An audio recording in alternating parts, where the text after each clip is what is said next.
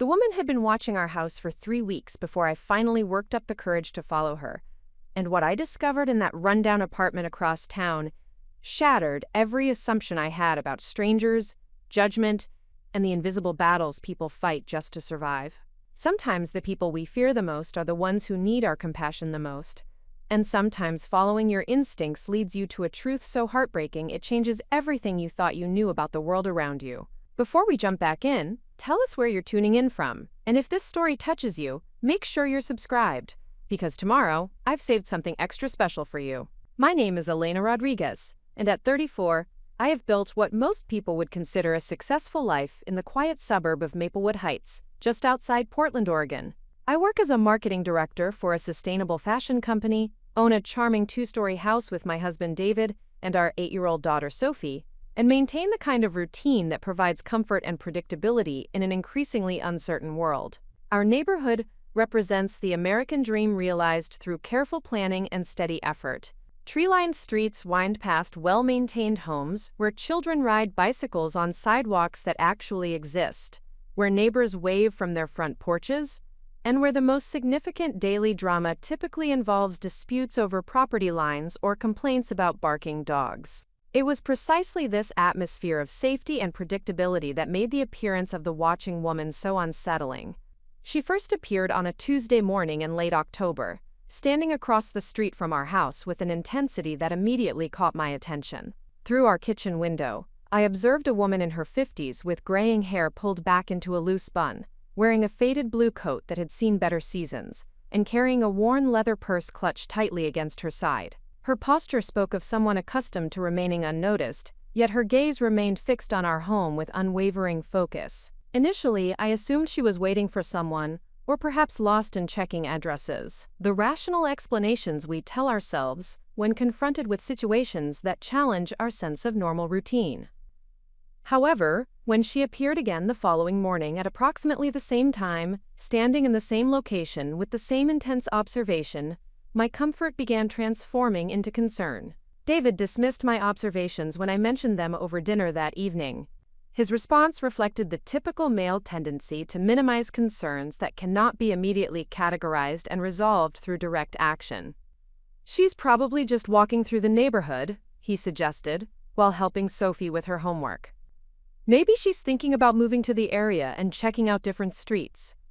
His explanation carried the reasonable tone that husbands often employ when they believe their wives are overreacting to situations that men would handle differently. The subtle dismissal stung, not because it was intentionally hurtful, but because it reflected a pattern where my observations about our environment were treated as less credible than his immediate assessments.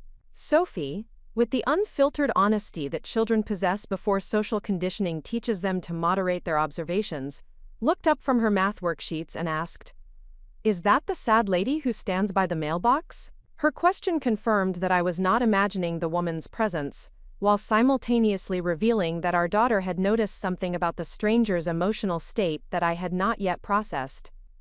"What makes you think she looks sad, sweetheart?" I asked, kneeling beside her chair to maintain eye contact during this conversation that suddenly felt more significant than casual dinner discussion. Sophie considered the question with the seriousness she applied to challenging problems at school. "She stands really still, like when you're trying not to cry. And she looks at our house the same way I look at the toy store when we can't go inside." The comparison struck me with unexpected force. Sophie had identified something in the woman's posture and expression that my adult assumptions had prevented me from recognizing. While I had been categorizing the stranger as a potential threat to be monitored and managed, my 8-year-old daughter had recognized pain and longing that deserved compassion rather than suspicion. The woman's appearances continued with clockwork regularity throughout the following week. Each morning between 8:15 and 8:45, she would position herself across the street from our house, maintaining her vigil until some internal timer prompted her departure. Her consistency suggested purpose rather than coincidence, while her obvious effort to remain unobtrusive indicated awareness that her behavior might be perceived as inappropriate or threatening. My morning routine became structured around observing her through different windows, attempting to understand her motivations without directly confronting the situation. From the kitchen window I could see her arrival and initial positioning. The living room windows provided better angles for studying her facial expressions and body language. The upstairs bedroom offered a comprehensive view that allowed me to track her movements throughout the duration of her visits. During these observation sessions, I began noticing details that painted a more complex picture than my initial assessment had suggested. Her clothing, while obviously worn and inexpensive, was clean and carefully maintained. She carried herself with dignity, despite circumstances that appeared to involve financial hardship. Her attention to our house was not casual surveillance, but focused observation that suggested deep personal interest rather than random curiosity. The possibility that she might be casing our home for robbery or other criminal activity occurred to me, but her behavior did not match patterns I had learned about during neighborhood watch meetings. She made no attempt to examine security systems, test door locks, or observe our daily routines for purposes of identifying optimal times for illegal entry. Instead, her attention seemed focused on the house itself and the life it represented rather than its contents or vulnerabilities. My colleagues at work offered various theories when I mentioned the situation during lunch conversations. Sarah, our creative director, suggested the woman might be a former resident revisiting a place of significant memories. Marcus, our operations manager, recommended calling the police to report suspicious loitering before the situation escalated into something more serious. Jennifer, our social media coordinator, proposed that she might be someone with mental health challenges who had developed an unhealthy fixation on our family. Each suggestion contained elements of possibility, but none fully explained the specific character of her vigil. The combination of longing that Sophie had identified, the dignity with which she conducted herself, and the respectful distance she maintained, suggested motivations more complex than simple nostalgia, mental illness, or criminal intent. By the end of the second week, the woman's presence had become an established element of our daily routine. Sophie would announce her arrival from whichever room provided the best view that particular morning. David continued treating the situation as an inconsequential neighborhood oddity that would resolve itself without intervention. I found myself increasingly preoccupied with questions about her identity, her reasons for watching our home, and the story that had brought her to our quiet street with such obvious emotional investment. The breakthrough moment arrived on a Thursday morning when I observed her through the upstairs bedroom window with greater clarity than previous opportunities had provided. The morning sunlight illuminated her face as she gazed at our house, and I recognized an expression that transcended simple curiosity or even nostalgia. What I saw in her features was grief so profound that it seemed to radiate from her entire being, combined with hope so fragile that it appeared ready to shatter at the slightest disturbance. This recognition transformed my perception of the situation entirely. The woman watching our house was not a threat to be managed or a mystery to be solved from a safe distance. She was a human being carrying pain so significant that it compelled her to seek something from our home that she could not find elsewhere. The realization created moral obligation that superseded my comfort with maintaining uninvolved observation. That evening, I made the decision that would change everything about how I understood compassion, judgment, and the invisible struggles that shape the lives of people we encounter without truly seeing.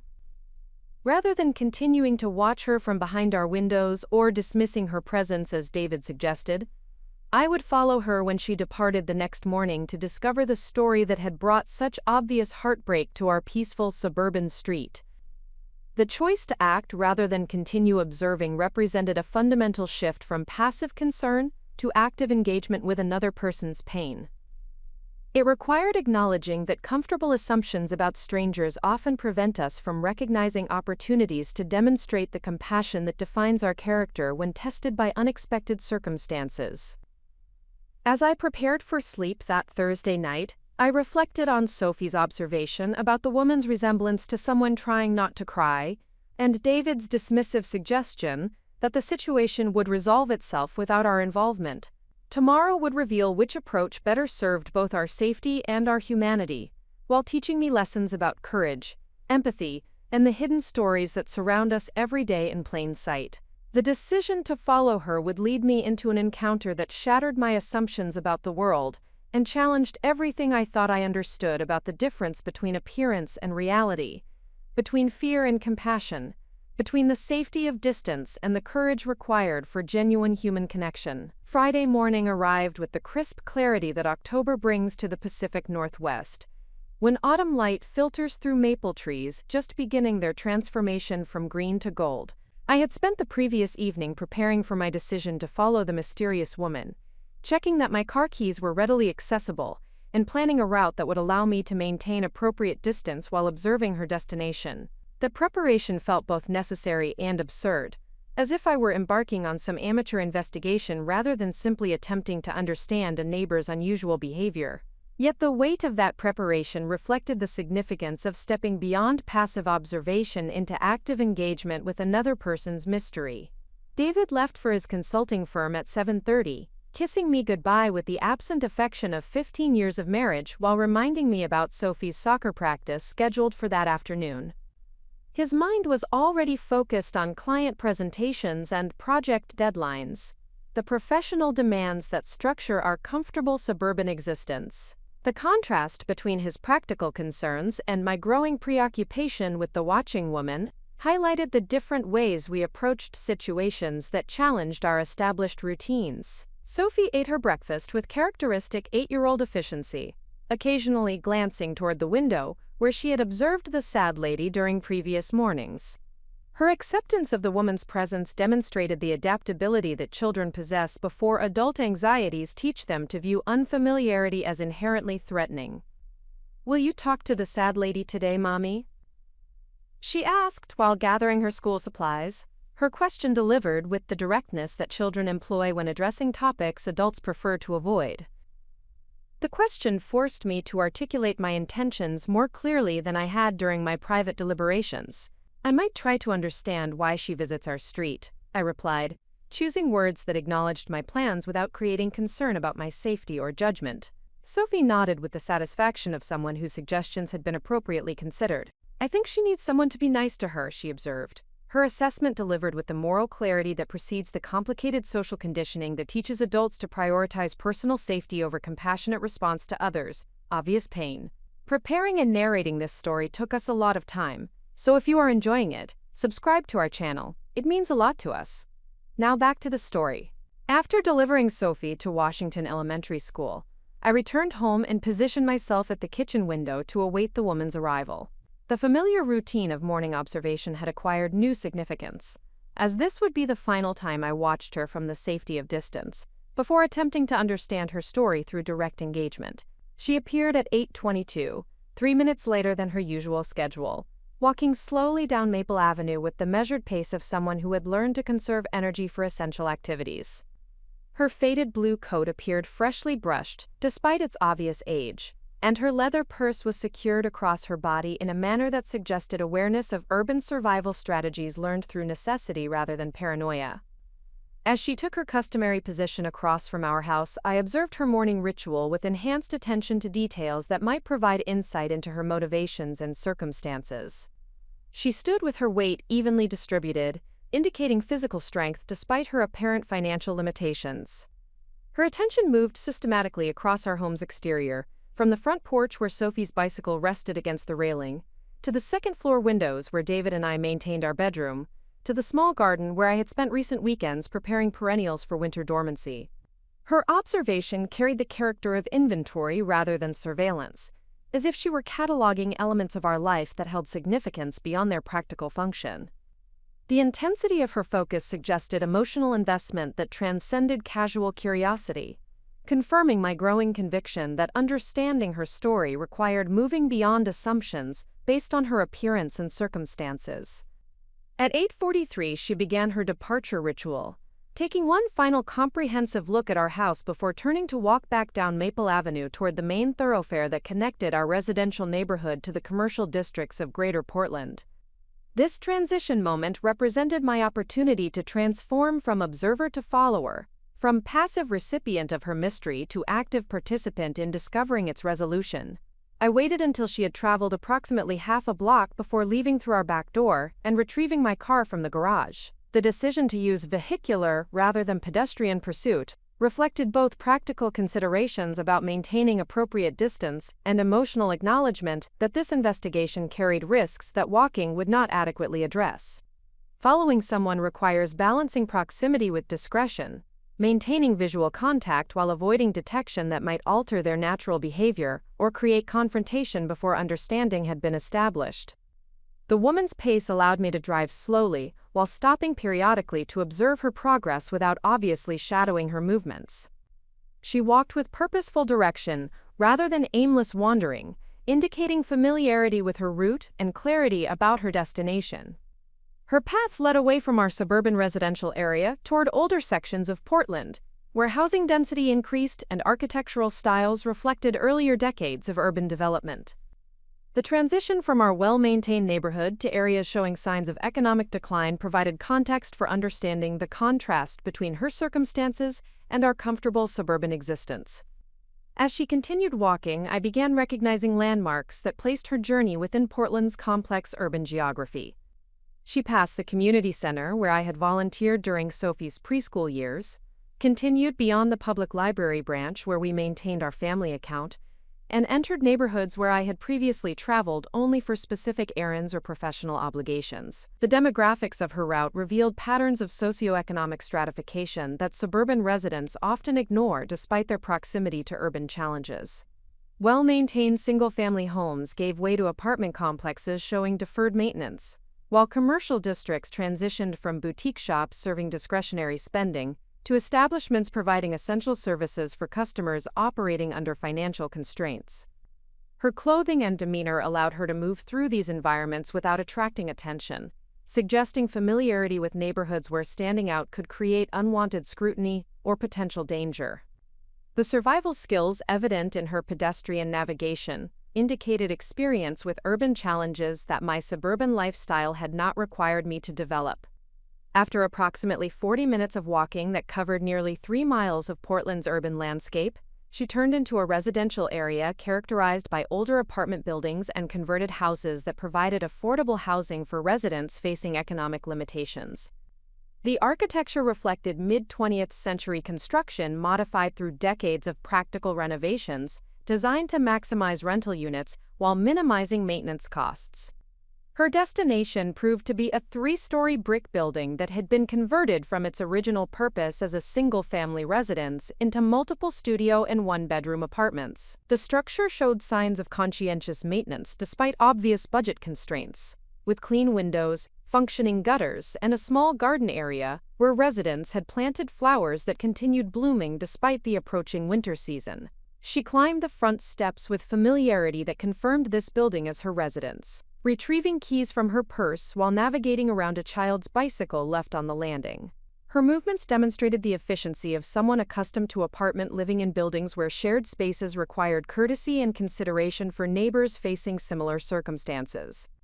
As she disappeared into the building, I remained in my car, processing the implications of what I had discovered through this morning's pursuit. The woman who had been watching our house lived approximately 4 miles away in housing that represented significant economic contrast to our suburban comfort.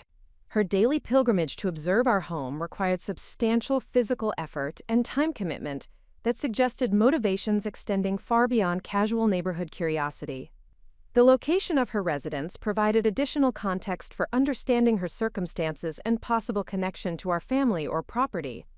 This older section of Portland contained diverse populations including recent immigrants, elderly residents on fixed incomes, young professionals managing student debt, and families navigating temporary financial difficulties while working toward improved circumstances.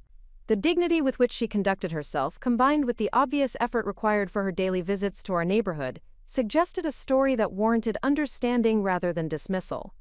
The contrast between her apparent financial limitations and the emotional investment she demonstrated in observing our comfortable suburban existence indicated complexities that simple assumptions about poverty or mental illness could not adequately explain. Sitting in my car outside her apartment building, I realized that following her had answered the question of where she lived, while deepening the mystery of why our house commanded such devoted attention from someone whose circumstances appeared completely unrelated to our suburban existence. The physical distance between her apartment and our home emphasized the intentionality of her visits, while the economic contrast between our environments highlighted the significance of whatever connection drew her repeatedly to our street.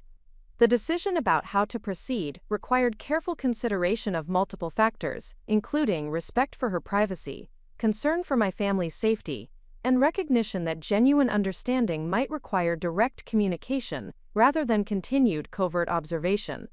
The morning's investigation had provided geographical context while intensifying the human questions that could only be resolved through courage to engage with her story, rather than maintaining the comfortable distance that suburban life typically allows between strangers. As I prepared to return home, I reflected on the contrast between my morning's adventure and the routine suburban activities that would fill the remainder of my day.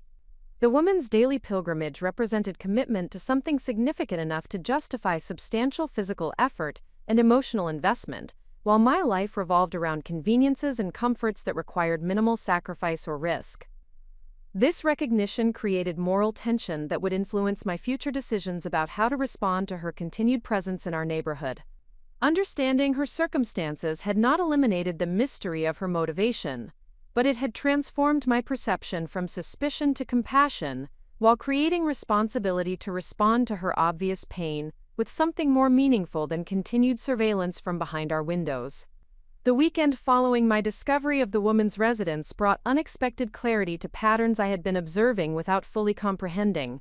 Saturday morning revealed that her visits to our neighborhood extended beyond weekday routine, arriving at 8:30 despite the absence of typical suburban schedules that governed weekday activities.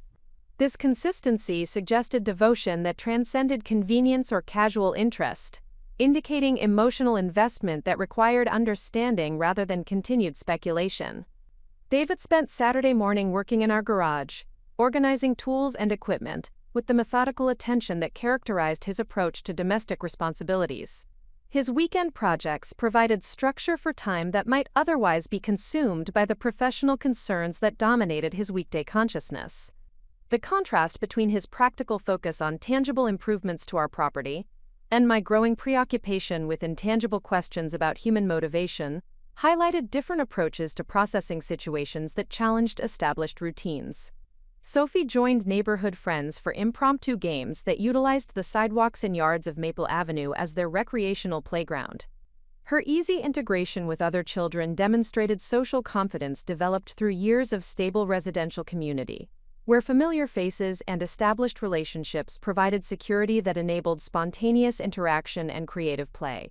The normalcy of her Saturday morning activities emphasized the disruption that the watching woman's presence had created in my perception of our neighborhood's predictable rhythms. From our living room window, I observed the woman maintaining her customary position across from our house while children played within 50 feet of where she stood. Her presence during weekend activities provided opportunity to observe her interaction with community dynamics that differed from weekday solitude. Rather than appearing intrusive or threatening to children who possessed natural instincts for recognizing dangerous adults, she remained respectfully distant, while occasionally offering gentle smiles when young eyes met hers during their games. The children's acceptance of her presence confirmed Sophie's earlier assessment about her essential harmlessness, while simultaneously raising questions about why adults had developed suspicions that younger community members did not share. The contrast between childhood acceptance and adult wariness suggested that experience and social conditioning had created barriers to recognizing genuine human need when it appeared in unfamiliar forms. During the afternoon, I positioned myself in our second-floor bedroom where enhanced elevation provided comprehensive view of her interactions with other neighborhood activities. The Postal Service delivery prompted her to step aside with courteous attention to the mail carrier's professional requirements, while dog walkers received polite nods that acknowledged shared use of public sidewalks without presuming familiarity or conversation rights. Her behavior demonstrated understanding of social boundaries combined with respectful engagement when circumstances required interaction with other community members. The combination of dignity and deference suggested education in proper social conduct, despite circumstances that had obviously challenged her economic stability. This observation contradicted assumptions about correlation between financial hardship and social dysfunction that suburban residents often unconsciously maintain. As evening approached, her departure ritual included moments of extended observation that revealed emotional intensity I had not previously recognized.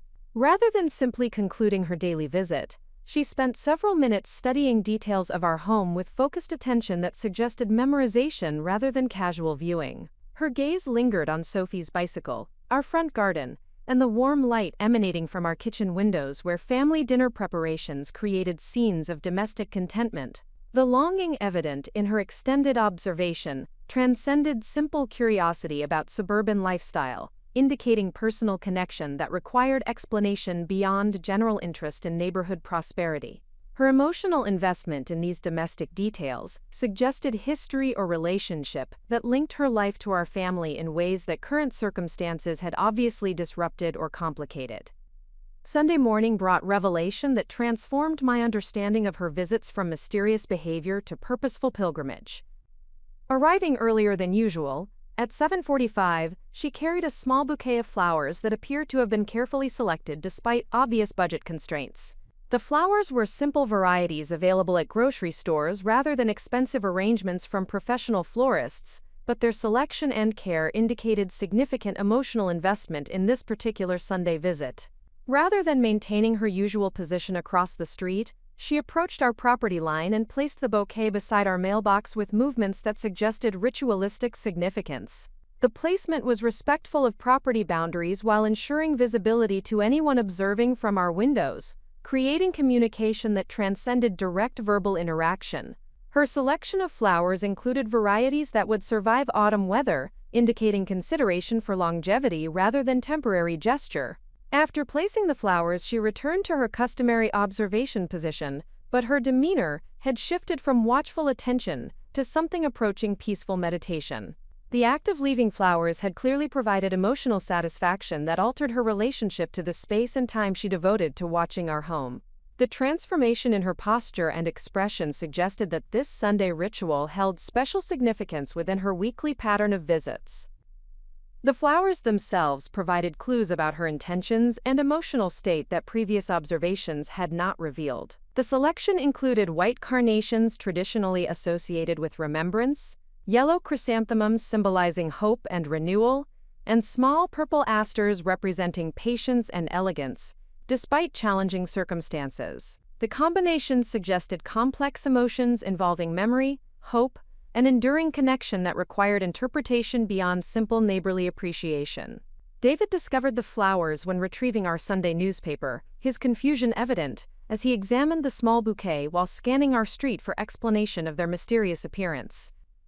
His practical mind immediately sought logical explanations, considering possibilities including mistaken delivery, secret admirer, or random act of kindness from unknown community members.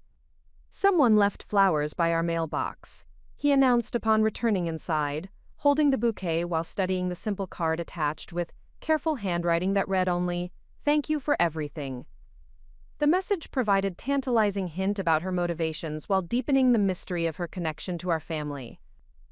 The gratitude expressed suggested past relationship or interaction that had created lasting appreciation, but the vagueness of everything offered no specific indication of what actions or circumstances had earned such devoted acknowledgement. Sophie examined the flowers with 8-year-old delight, immediately declaring them beautiful while asking questions about who might have given such a thoughtful gift.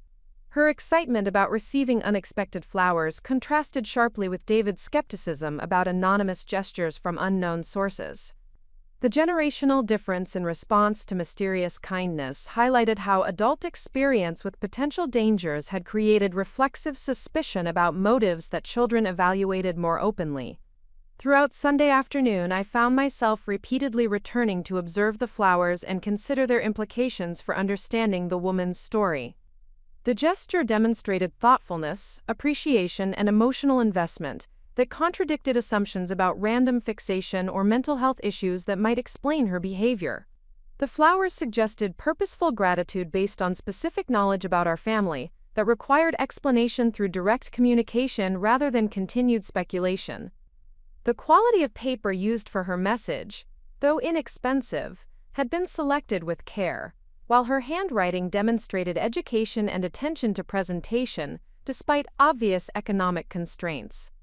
These details indicated personal standards that had survived whatever circumstances had reduced her to apartment living and daily pilgrimages to observe our suburban comfort from respectful distance. Monday morning brought return to weekday routines, but the flowers beside our mailbox had transformed the character of her visits from mysterious surveillance to acknowledged communication. Her arrival at 8:20 carried different energy, as if the successful delivery of her message had created permission for more direct engagement with our family's daily activities. Rather than maintaining rigid distance, she allowed herself to wave gently when Sophie appeared at our kitchen window during breakfast preparations. The interaction was brief and appropriate, but it represented significant shift from anonymous observation to recognized presence within our neighborhood's social dynamics.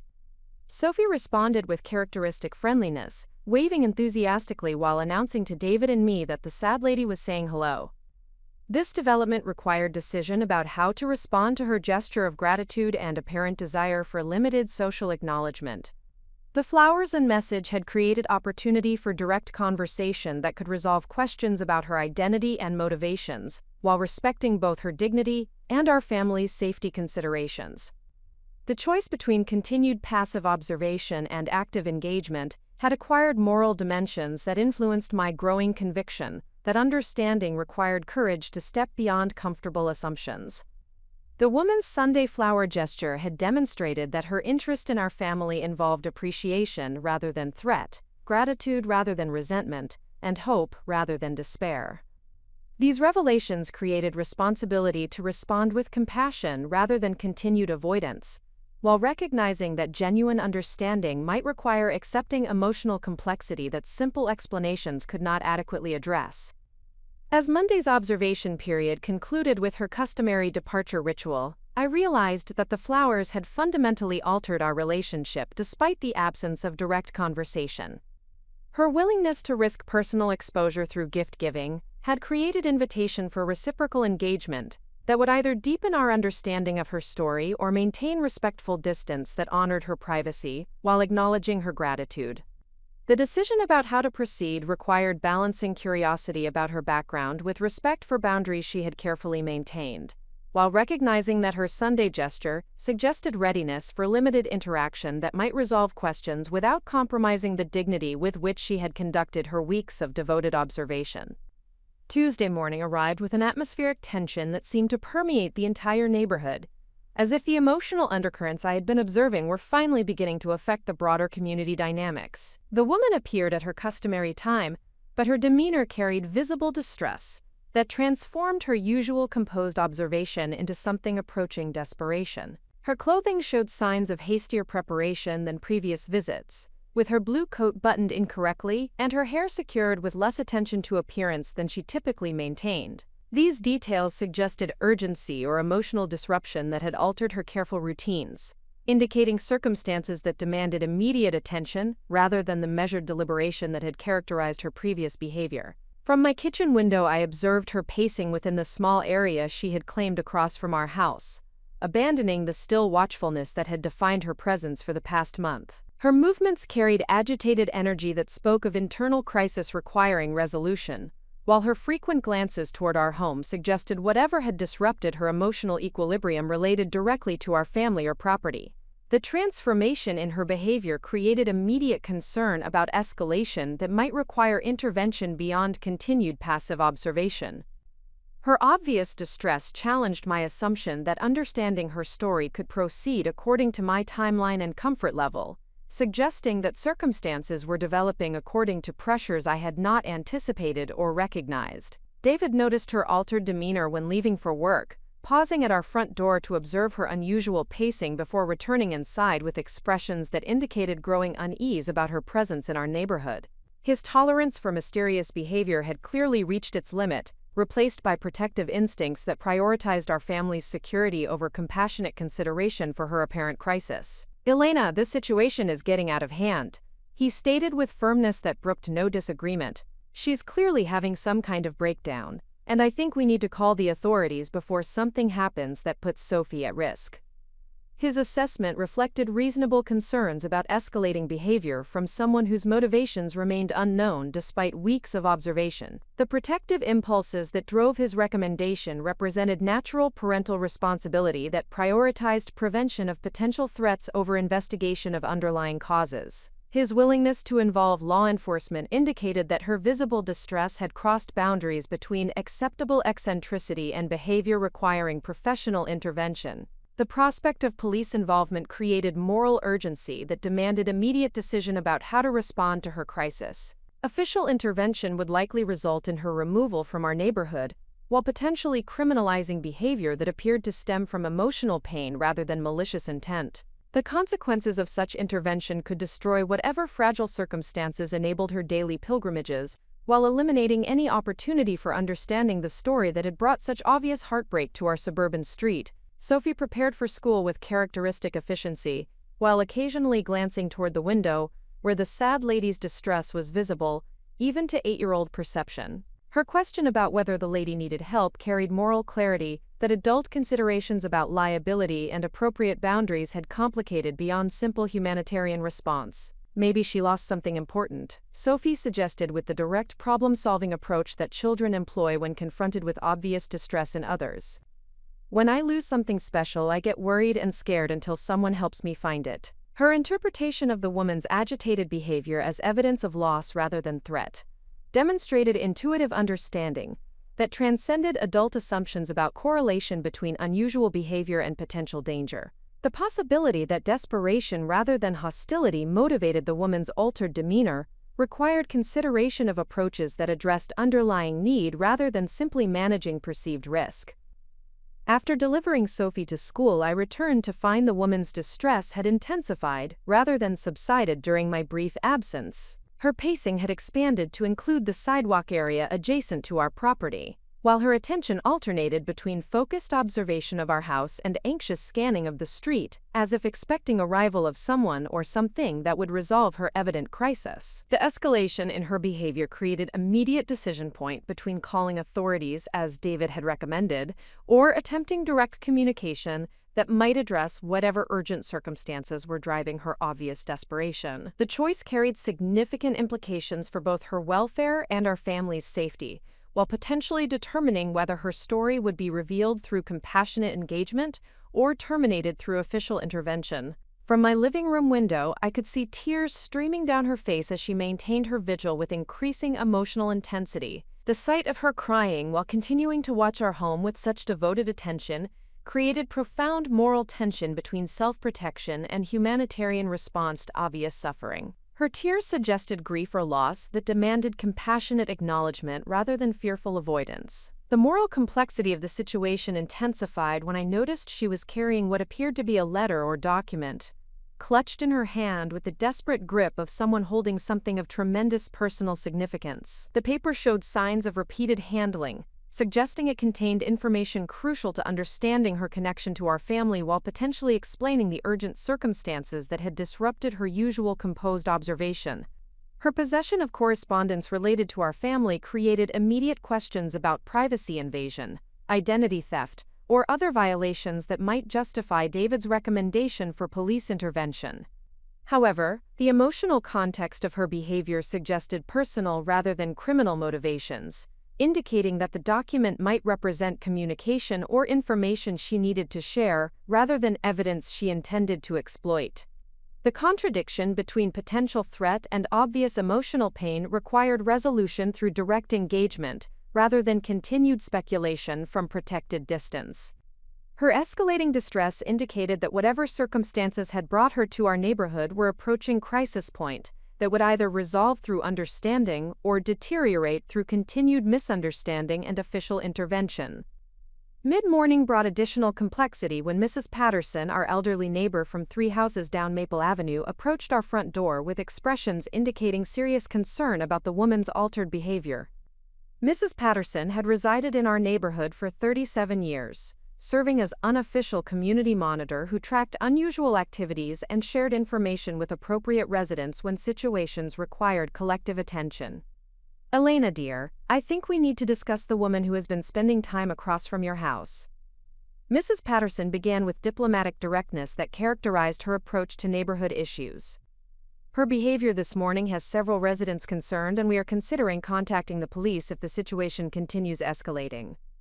Her report revealed that the woman's distress had attracted attention beyond our immediate household, creating community pressure for resolution that would likely favor official intervention over private investigation. The prospect of neighborhood consensus supporting police involvement eliminated my option for continued individual response to her crisis, while potentially accelerating timeline for action that could prevent understanding her story through direct communication. Mrs. Patterson described observations from multiple neighbors who had witnessed the woman's emotional breakdown while noting her obvious focus on our specific property rather than random disturbance affecting the broader community. The collective concern reflected genuine care for neighborhood safety combined with natural human response to witnessing obvious distress in others, creating moral obligation to address her crisis through appropriate means. "She seems to be in significant emotional pain," Mrs. Patterson acknowledged with characteristic empathy. "However, her fixation on your family specifically, combined with her obvious distress, creates a situation that requires professional assessment rather than individual response from residents who lack training in mental health crisis intervention." Her balanced assessment reflected wisdom accumulated through decades of community leadership, while acknowledging both humanitarian concerns for the woman's welfare and practical considerations about resident safety. The reasonableness of her position made resistance to collective action appear selfish or naive, while simultaneously eliminating time for gradual approach to understanding the woman's story through patient observation and eventual conversation. The community pressure for immediate resolution created urgency that demanded decision within hours rather than days or weeks about how to respond to her crisis. The choice between supporting neighborhood consensus for official intervention or advocating for alternative approach that prioritized understanding over management would determine whether her story emerged through compassionate engagement or disappeared through institutional processing that prioritized order over individual narrative. As Mrs. Patterson returned to coordinate with other concerned neighbors, I realized that the woman's emotional breakdown had transformed private mystery into public crisis, requiring immediate response. Her visible distress had created moral obligation that extended beyond personal curiosity about her motivations to community responsibility for addressing obvious human suffering through appropriate means. The document she clutched while crying provided tangible connection to our family that might explain her devotion, while offering pathway for understanding that could inform appropriate response to her crisis. The choice between allowing official intervention to proceed without investigation or attempting direct communication that might resolve underlying circumstances before authorities became involved would determine whether compassion or caution guided our community's response to her obvious need. Standing at my kitchen window watching her tears while knowing that community pressure was building toward police intervention, I faced the reality that time had run out for gradual approach to understanding her story. Whatever connection brought her to our neighborhood with such emotional investment required immediate acknowledgement, or it would be lost forever through official processes that prioritized order over individual human narrative and healing. The afternoon following Mrs. Patterson's visit brought me to a crossroads that would define not only my response to this mysterious woman's crisis, but also my understanding of moral courage in circumstances that demand action despite uncertainty and risk. I found myself caught between competing obligations: my husband's reasonable concerns for family safety, my neighborhood's collective pressure for official intervention, and my growing conviction that this woman's story deserved compassionate investigation rather than institutional processing. The internal conflict intensified as I considered the various stakeholders whose interests would be affected by my decision. David's protective instincts represented legitimate parental responsibility that prioritized prevention of potential threats over exploration of underlying causes. The neighborhood's concerns reflected genuine community care, combined with natural human tendency to manage unfamiliar situations through established systems rather than individual initiative. Sophie's innocent observations about the woman's need for kindness provided moral clarity that adult considerations had complicated through layers of practical worry and social expectation. The document the woman clutched during her emotional breakdown remains central to my deliberations about appropriate response. The paper appeared to contain information directly related to our family, suggesting that her connection to our home involved specific knowledge, rather than random fixation. This possibility created both opportunity for understanding and risk of privacy violation, depending on how the situation was addressed and by whom. Professional counselors and mental health advocates would likely recommend that trained crisis intervention specialists handle the situation, rather than untrained residents, who might inadvertently escalate emotional distress through inappropriate response. This perspective carried substantial weight given the woman's obvious psychological fragility and the potential consequences of amateur attempts at assistance that might worsen her condition, rather than provide meaningful help. Legal considerations added another layer of complexity to my decision-making process. Direct engagement with someone exhibiting signs of emotional instability could create liability issues if the interaction resulted in harm to any party involved. Insurance policies, homeowner associations, and municipal regulations typically favored official intervention over private attempts to address situations involving individuals whose behavior had attracted community concern. Financial implications also influenced my internal debate about appropriate response. Police intervention might result in the woman's removal from our neighborhood, while potentially generating legal proceedings that could affect property values and community reputation. Alternative approaches that prioritized understanding over management carried different risks related to ongoing presence of someone whose behavior had already disrupted neighborhood tranquility. The emotional weight of witnessing obvious human suffering created moral pressure that challenged purely practical considerations about risk management and community standards. The woman's tears and desperate clutching of her mysterious document suggested pain that demanded acknowledgement, regardless of potential complications for those who chose to respond with compassion rather than institutional referral. My professional experience in marketing had taught me to analyze complex situations by identifying underlying motivations and developing strategies that addressed root causes rather than surface symptoms. This analytical framework suggested that the woman's behavior represented communication attempt rather than threat, indicating that appropriate response should focus on understanding her message rather than simply managing her presence. The contrast between suburban comfort and obvious hardship created additional moral tension that influenced my consideration of various response options. Our family's financial security and residential stability provided resources and opportunities that her circumstances clearly lacked, suggesting responsibility to use our advantages in service of understanding rather than protection from challenging human realities. Educational background from my college coursework in psychology and social work provided theoretical knowledge about crisis intervention that contradicted my instinctive desire to respond directly to obvious distress. Professional training emphasized the importance of maintaining appropriate boundaries while ensuring that trained specialists handled complex emotional situations that exceeded civilian capabilities. The timing of her crisis created urgency that eliminated options for gradual approach or extended deliberation about appropriate response. Community pressure for immediate resolution meant that delay in decision-making would effectively constitute choice to support official intervention, rather than alternative approaches that prioritized understanding over management of perceived risk. Sophie's scheduled return from school at 3:15 created additional pressure for resolution before her exposure to whatever developments might emerge from continued escalation of the woman's distress. Parental responsibility demanded that emotional crisis occurring in our immediate neighborhood be addressed through means that protected our daughter from potentially traumatic situations, while teaching appropriate lessons about responding to others in need. The letter or document the woman possessed represented either threat or opportunity depending on its contents and her intentions regarding its use. If the paper contained personal information obtained through inappropriate means, direct engagement might encourage further violation of our privacy, while potentially rewarding behavior that required firm boundaries rather than compassionate response. Alternatively, if the document represented legitimate communication that she lacked conventional means to deliver, her distress might stem from frustration about inability to complete important message delivery rather than any intention to cause harm or disruption. My relationship with David required consideration of how my decision would affect our marriage and family dynamics, regardless of immediate outcomes with the mysterious woman. His explicit recommendation for police involvement reflected not only safety concerns but also expectation that significant household decisions would be made through mutual consultation rather than individual initiative.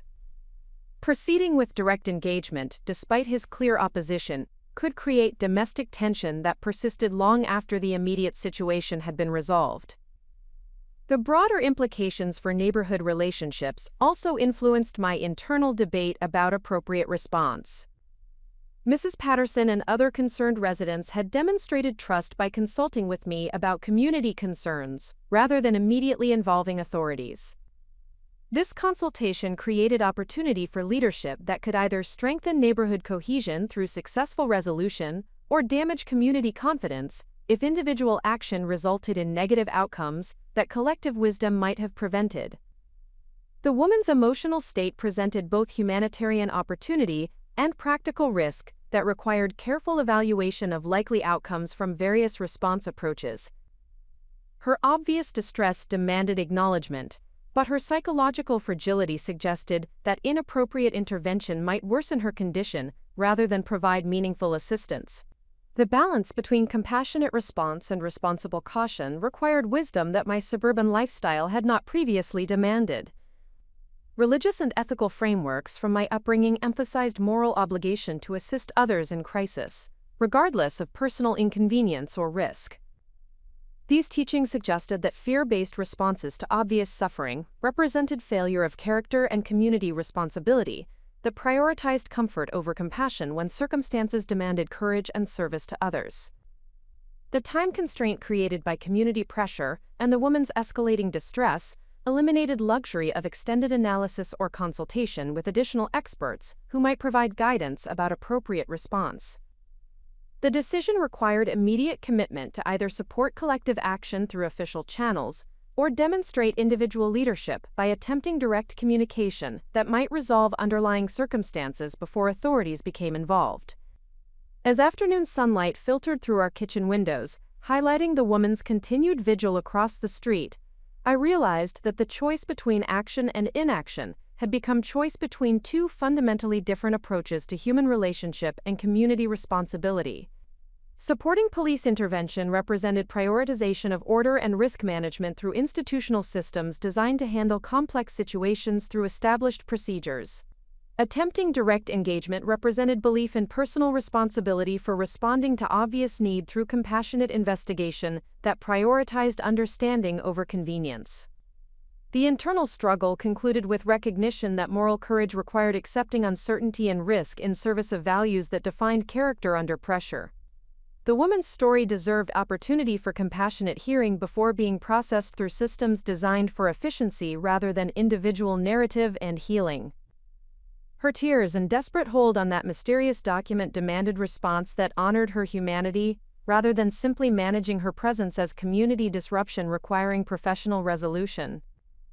The decision to step forward with direct engagement, despite legitimate concerns and community pressure, represented commitment to principles that defined my understanding of human responsibility when confronted with obvious suffering that conventional wisdom suggested others should address. The choice carried risks for all involved parties, but the alternative of allowing official intervention without investigation carried certainty of eliminating any opportunity for understanding the story that had brought such heartbreak to our peaceful suburban neighborhood. The defining moment arrived at 2:47 in the afternoon when the woman collapsed to her knees on the sidewalk across from our house, her emotional distress finally overwhelming her physical capacity to maintain the composed vigil she had sustained for weeks. The sight of her breakdown transformed abstract deliberation about appropriate response into immediate moral imperative that eliminated remaining hesitation about direct intervention. Her collapse occurred without dramatic fanfare or attention-seeking behavior. Instead, her legs simply gave way beneath the weight of whatever emotional burden had brought her to our neighborhood with such devoted consistency. The document she had been clutching scattered to the ground around her, revealing multiple pages that appeared to contain handwritten correspondence along with what looked like official documentation or certificates. From my living room window, I witnessed her desperate attempt to gather the scattered papers while remaining on her knees, her movements hindered by tears that now flowed without restraint or attempt at concealment. The vulnerability of her position, kneeling on public sidewalk while struggling to collect documents that obviously held tremendous personal significance, created scene of human dignity under assault that demanded immediate response regardless of personal comfort or community expectations.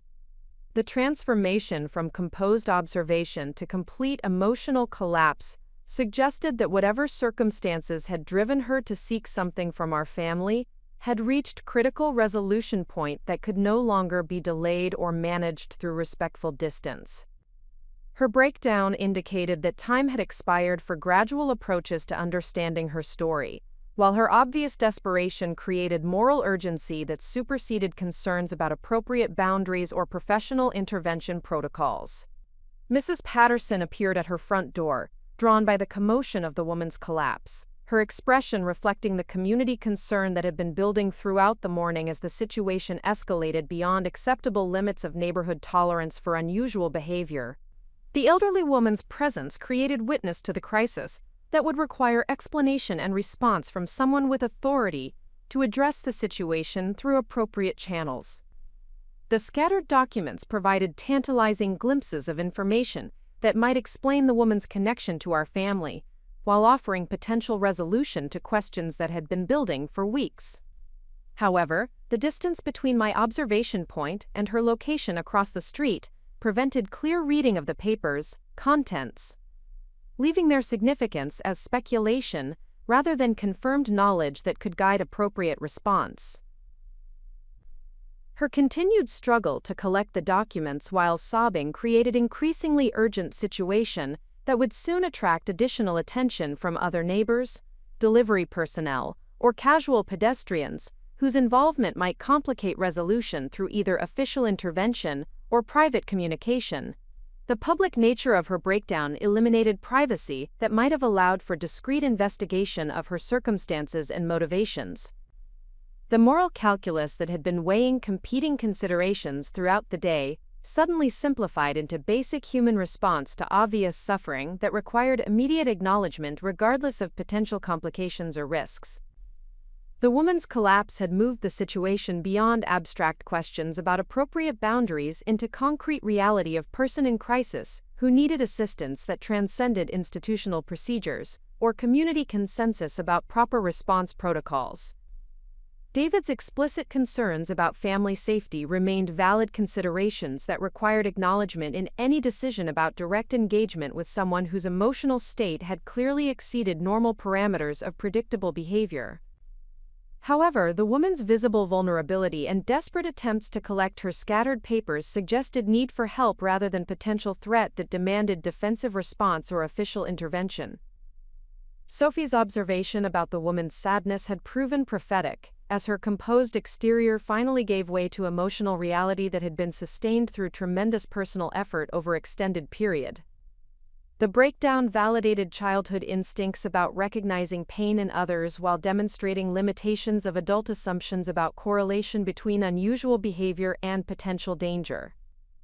The proximity of Sophie's scheduled return from school created additional pressure for immediate resolution, before our daughter's exposure to traumatic scene of adult emotional crisis occurring in our immediate neighborhood. Parental responsibility demanded that the situation be addressed through means that protected her from potentially disturbing experiences while providing appropriate lessons about responding to others in obvious need. The scattered documents represented opportunity for understanding that might disappear if official intervention proceeded without investigation of their contents and significance to the woman's connection with our family. Police response would likely focus on managing her emotional state rather than exploring underlying circumstances that had created her devoted observation of our home, followed by current crisis requiring resolution. Community expectations for immediate action created pressure that eliminated remaining time for consultation with David, professional counselors, or other advisors whose input might have provided guidance about appropriate response to complex situation involving emotional breakdown in public setting. The woman's collapse had accelerated timeline for decision-making beyond comfort of extended deliberation about optimal approaches. The witness provided by Mrs. Patterson's presence created accountability for whatever response I chose to implement, while simultaneously offering support for direct engagement that community leadership had been considering throughout the day, as situation developed beyond acceptable parameters. Her observation would ensure that individual action occurred within context of neighborhood awareness rather than isolation that might create additional risks. Weather conditions threatened to worsen the woman's situation as afternoon clouds gathered with promise of precipitation that would compound her distress while potentially damaging the documents she was struggling to collect from sidewalk surfaces. Environmental factors added urgency to human considerations about appropriate timing and methods for offering assistance to someone in obvious crisis. The woman's age and apparent physical conditions suggested that prolonged exposure to emotional distress combined with weather elements could create health complications that would transform current crisis into medical emergency, requiring professional intervention regardless of underlying circumstances that had created her devoted observation of our property. Time sensitivity demanded immediate response rather than continued deliberation about optimal approaches. Legal implications of allowing someone in obvious distress to remain unassisted in public space created potential liability issues that extended beyond personal moral considerations to include community responsibility for addressing situations that exceeded individual capacity for resolution. The balance between appropriate boundaries and humanitarian obligation required immediate assessment rather than extended analysis. The transformation from mysterious observer to person in acute crisis eliminated remaining options for gradual investigation of her story through patient observation and eventual conversation. Her breakdown created immediate need for response that would either provide meaningful assistance or ensure appropriate professional intervention through systems designed to address complex emotional situations, requiring specialized expertise. Professional training in marketing had emphasized the importance of recognizing decisive moments when situations required immediate action rather than additional analyses that might eliminate opportunities for effective intervention. The woman's collapse represented such moment when delay would constitute choice to abandon responsibility for addressing obvious need through direct engagement or appropriate referral to qualified assistance. The internal struggle that had consumed my afternoon deliberations suddenly resolved into clarity about moral obligation that superseded concerns about personal comfort or community expectations regarding appropriate response to unusual situations. The woman's vulnerability and obvious need for assistance created imperative that demanded immediate action regardless of uncertainty about outcomes or potential complications. Standing at my living room window, watching her desperate attempts to collect scattered documents while tears continued flowing without restraint, I realized that further deliberation would constitute moral failure that prioritized personal safety over humanitarian response to obvious suffering. The choice between action and inaction had become choice between two fundamentally different approaches to human responsibility when confronted with crisis that demanded immediate acknowledgement. The decision crystallized into commitment to step forward with direct engagement, despite legitimate concerns and community pressure for official intervention. The woman's story deserved opportunity for compassionate investigation before being processed through systems designed for efficiency rather than individual narrative understanding. Her tears and desperate struggle with those scattered papers created moral urgency that eliminated remaining hesitation about personal involvement in addressing her crisis through direct communication that might reveal the truth behind her devoted vigil. The walk across Maple Avenue to reach the collapsed woman represented the longest 30 seconds of deliberate action I had ever undertaken, each step carrying weight of decision that would irreversibly alter the trajectory of multiple lives. The distance between our front door and her position on the opposite sidewalk provided time for final consideration of alternatives, while simultaneously eliminating any remaining opportunity for retreat into comfortable observation. Mrs. Patterson watched from her doorway as I approached the woman, her expression reflecting mixture of concern and approval for direct intervention that community discussion had identified as necessary response to escalating crisis.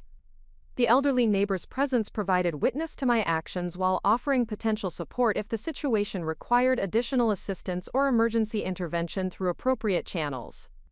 The woman looked up as my shadow fell across the scattered documents she was attempting to collect, her tear-streaked face revealing close-up evidence of profound grief that respectful distance had prevented me from fully recognizing during weeks of observation. Her eyes held combination of surprise, embarrassment, and desperate hope, that suggested both fear of confrontation and longing for human connection that might address whatever circumstances had brought her to our neighborhood with such devoted consistency. "Please don't call the police," were her first words, spoken with voice that carried educated diction despite obvious emotional distress and apparent financial limitations. The request revealed awareness that her behavior had attracted community attention, while indicating understanding that official intervention represented primary threat to whatever purpose had motivated her sustained observation of our family's daily activities. Her immediate concern about law enforcement suggested previous experience with systems that prioritized order over individual circumstances, while simultaneously confirming that her presence in our neighborhood involved deliberate choice, rather than random wandering or mental confusion that might require professional assessment. The clarity of her communication indicated cognitive capability that contradicted assumptions about correlation between unusual behavior and psychological impairment.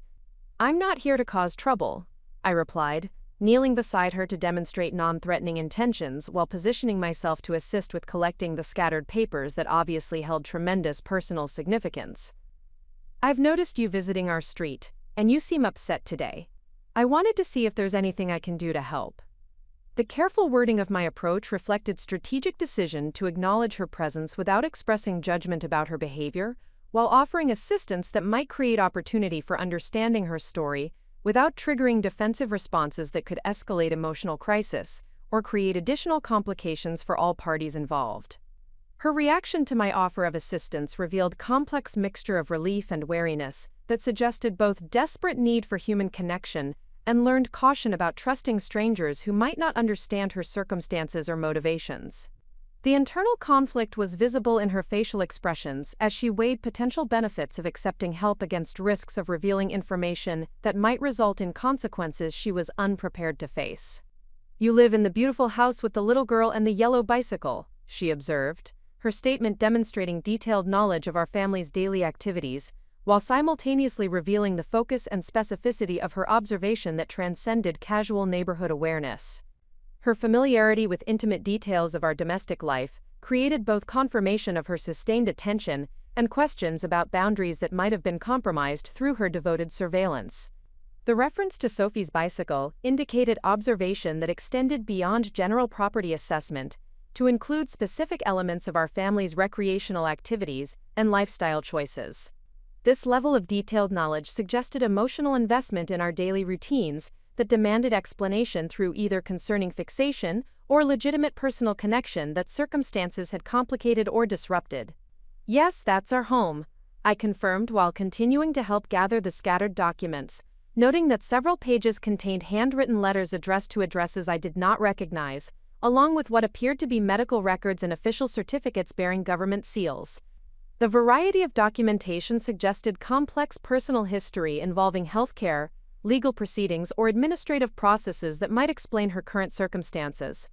Her gratitude for assistance with collecting the papers was immediate and profound, expressed through body language and facial expressions that indicated the documents represented irreplaceable personal history rather than routine correspondence that could be easily replaced if damaged or lost.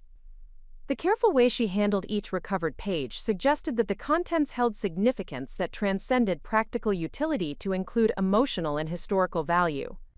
"These papers are everything I have left," she explained, her voice carrying weight of loss that extended beyond material possessions to include relationships, opportunities, and identity that circumstances had apparently eliminated or complicated beyond easy restoration.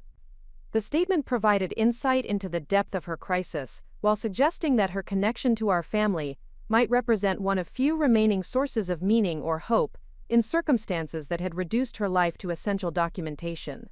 The medical records visible among the scattered papers indicated ongoing health challenges that might explain both her emotional fragility and her apparent urgency about resolving whatever circumstances had brought her to our neighborhood with such devoted consistency.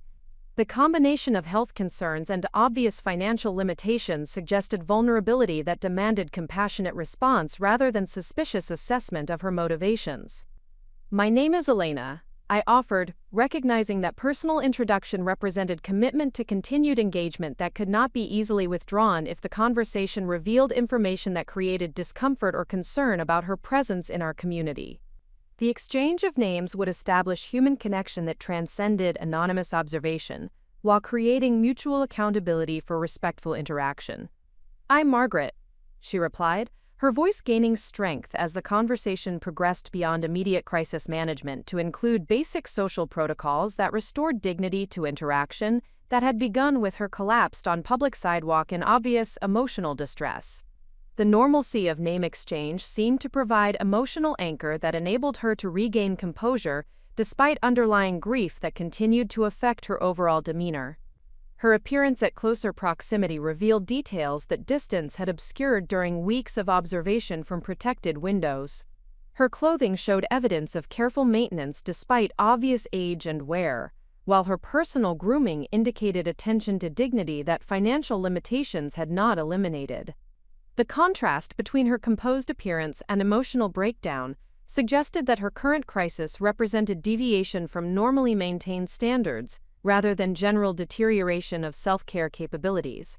"I know this must seem strange," Margaret continued, her acknowledgement of unusual circumstances indicating awareness that her behavior required explanation, while simultaneously demonstrating respect for social boundaries that her sustained observation might have appeared to violate. "I never intended to cause concern for your family or your neighbors." Her sensitivity to community impact suggested consideration for others that contradicted assumptions about self-absorption or mental instability that might explain fixated behavior involving specific residential property. The awareness of broader implications indicated cognitive function and social consciousness that supported direct communication rather than professional intervention through mental health or law enforcement systems. The gathered documents revealed fragments of personal history that included correspondence from medical facilities, legal offices, and government agencies that suggested complex circumstances involving healthcare decisions, administrative processes, and professional services that might explain both her current financial limitations and her emotional distress about matters related to our family or property. "These papers tell a long story," Margaret admitted, clutching the collected documents against her chest with protective gesture that indicated their contents held both precious memories and painful realities that she was hesitant to share with someone whose response to her revelations remained unknown and potentially threatening to whatever fragile hope had sustained her sustained observation of our home. Her reluctance to elaborate about the documents' significance created natural pause in our conversation that required decision about how to proceed with investigation that had begun with humanitarian response to immediate crisis but now approached territory that might involve privacy concerns or emotional revelations that exceeded my preparation for providing appropriate support or guidance. The afternoon sunlight created sense of urgency about resolving the immediate situation before Sophie's return from school, or additional neighborhood attention that might complicate private conversation that was beginning to reveal information relevant to understanding Margaret's story.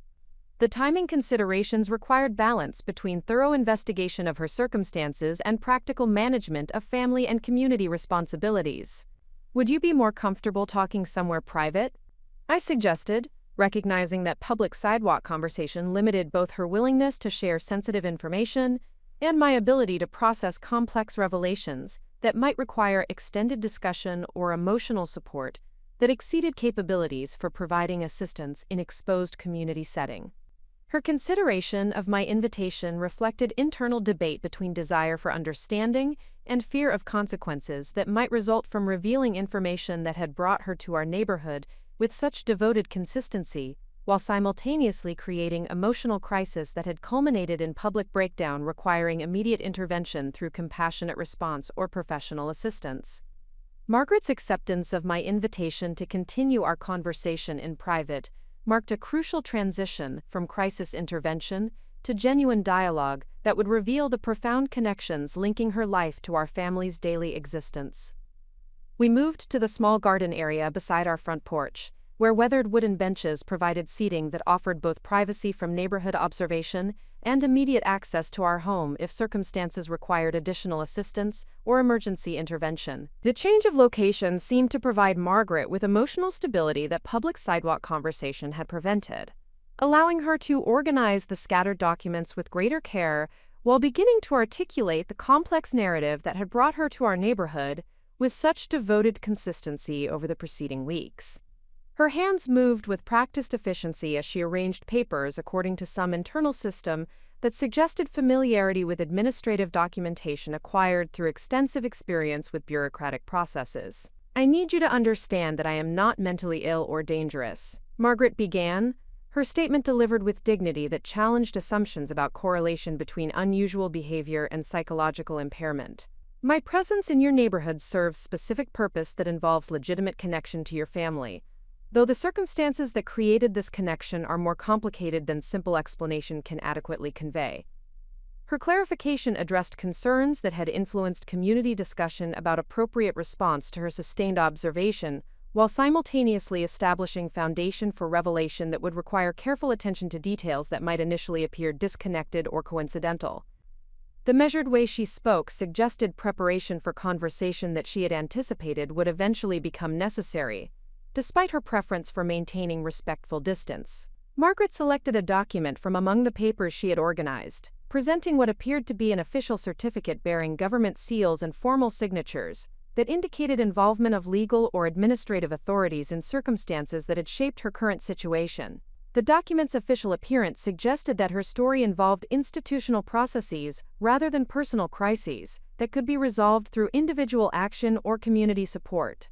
"This is Sophie's birth certificate," she announced, the statement delivered with emotional weight that transformed our afternoon conversation into revelation that would permanently alter my understanding of our family's history and Margaret's role in our daughter's existence.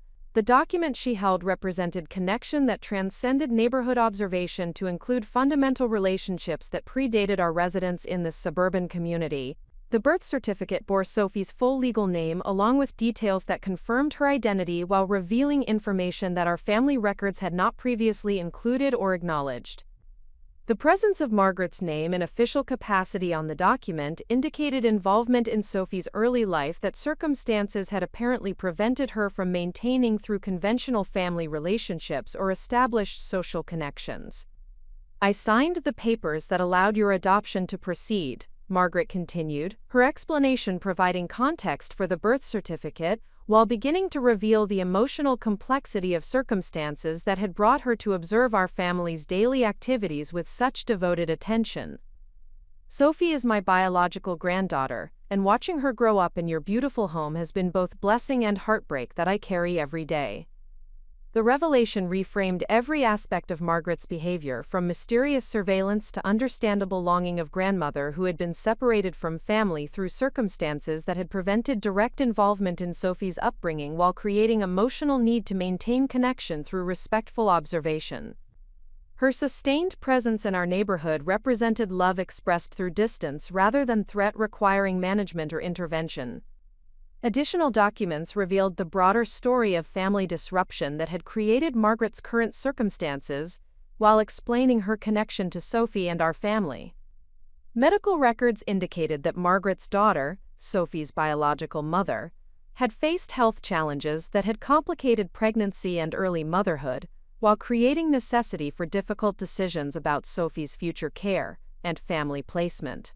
"My daughter Sarah was 19 when Sophie was born," Margaret explained, her voice carrying grief that extended beyond simple loss to include complex emotions about choices that had been made under extraordinary circumstances.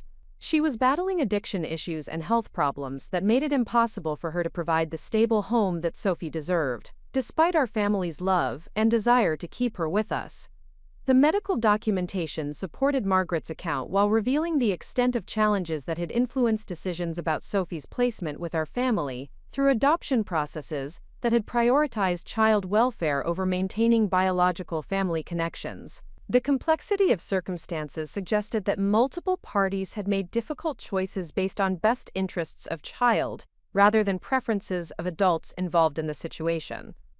"I supported the adoption decision because I could see that you and David would provide Sophie with opportunities and stability that our circumstances could not offer," Margaret continued, her acknowledgement of our family's advantages delivered without resentment but with obvious pain about separation from granddaughter, whose daily activities she had been observing from respectful distance. "But giving up legal rights to be involved in her life has been more difficult than I anticipated when we made those decisions." Legal correspondence among her documents revealed that adoption proceedings had included provisions that limited Margaret's contact with Sophie, while establishing our family's exclusive parental authority over decisions about her upbringing, education, and social relationships. The legal framework that had facilitated Sophie's placement in our home had simultaneously created barriers that prevented Margaret from maintaining grandmother relationship that might have provided emotional continuity during transition to new family environment. I have followed the legal restrictions completely, Margaret assured me, her statement addressing concerns that might arise about violation of adoption agreements or inappropriate contact with Sophie that could create legal complications for our family, or emotional confusion for our daughter. I have never attempted direct communication with Sophie or interference with your family's privacy beyond observing from public spaces that allow me to see that she is happy and thriving. The restraint Margaret had demonstrated in maintaining appropriate boundaries while satisfying her emotional need to remain connected to Sophie's development revealed remarkable discipline and respect for legal agreements that had prioritized child welfare over grandmother's desire for involvement. Her behavior represented sacrifice of personal desires in service of Sophie's best interests, as those interests had been defined through formal adoption processes. Financial records among Margaret's documents revealed that her current economic circumstances resulted from combination of factors including medical expenses related to her daughter's health challenges, legal costs associated with adoption proceedings, and employment disruption that had occurred during family crisis period, when Sophie's future placement was being determined. The documentation painted a picture of person who had prioritized family needs over personal financial stability during extended period of crisis management. I lost my job as administrative assistant at Portland General Hospital when I had to take extended leave to care for Sarah during her final illness, Margaret explained, her account providing context for current financial limitations while revealing that her circumstances resulted from caregiving responsibilities rather than personal choices that might have warranted judgment or suspicion about her character or capabilities. Employment records confirmed Margaret's professional background in healthcare administration, indicating skills and experience that contradicted assumptions about correlation between current economic circumstances and personal competence or work history. The gap in her employment had resulted from family obligations rather than professional inadequacy, suggesting that different circumstances might have enabled different outcomes for her current situation. After Sarah passed away 6 months ago, I found myself alone with grief and questions about whether I had made the right choices about Sophie's placement. Margaret continued, her revelation about recent loss providing explanation for timing of her increased emotional investment in observing our family's activities. The adoption was completed 3 years ago, but losing Sarah made me realize that Sophie is the only family connection I have remaining.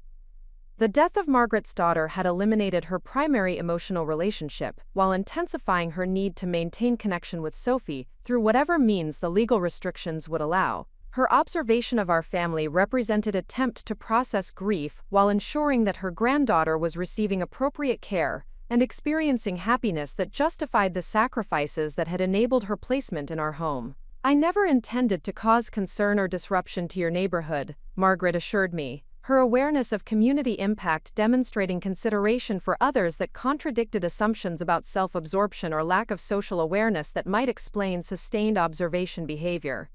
I simply needed to see that Sophie was growing up in an environment that validated the difficult decisions we made about her future. The documents Margaret had shared provided verification of her account while revealing depth of sacrifice and complexity of circumstances that had shaped decisions about Sophie's adoption. The evidence supported her claims about legitimate family connection while explaining behavior that had appeared mysterious when viewed without knowledge of underlying relationships and motivations.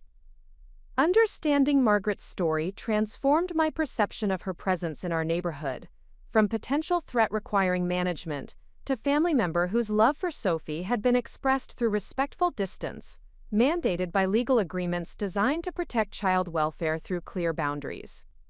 Her sustained observation represented devotion rather than fixation, love rather than surveillance, and sacrifice rather than intrusion into our family's privacy and security. The weight of Margaret's revelation settled between us like a fundamental shift in reality that required careful verification before emotional processing could begin.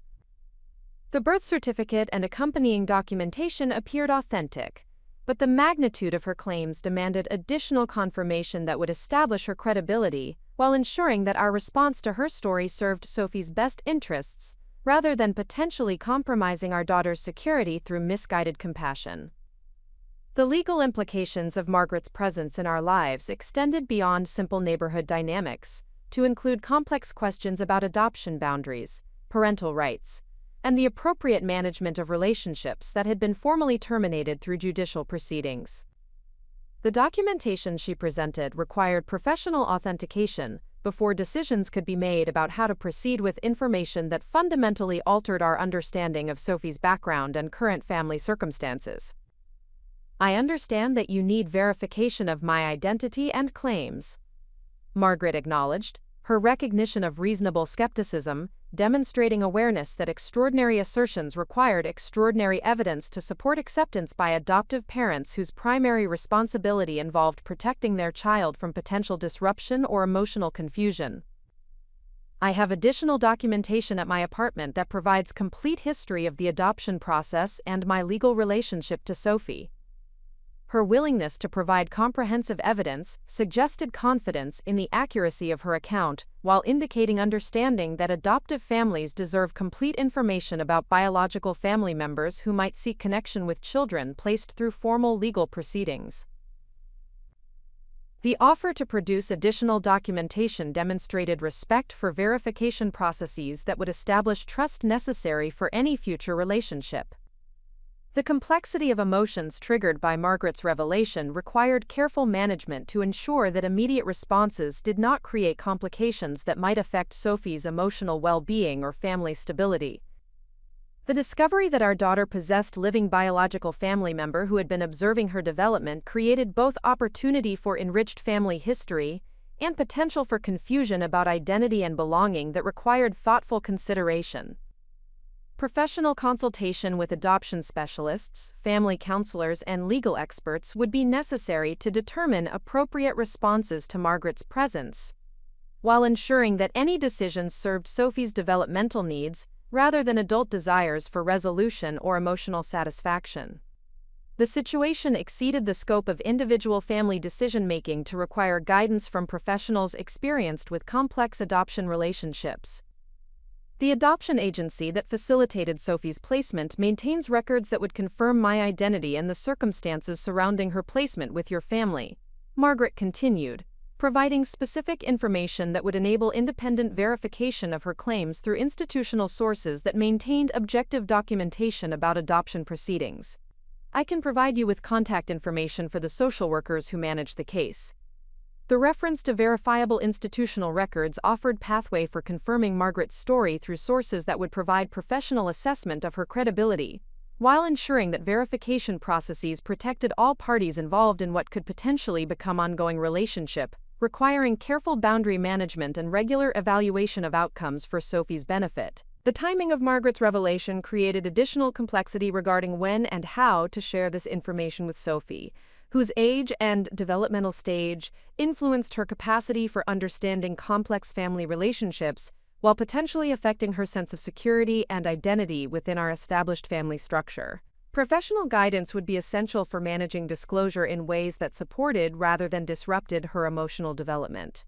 David's absence from this conversation created immediate questions about how to share Margaret's revelations with my husband, whose protective instincts would likely generate skepticism about her claims, while potentially creating domestic tension about appropriate responses to situation that neither of us had anticipated when we welcomed Sophie into our family through adoption processes that had seemed complete and final.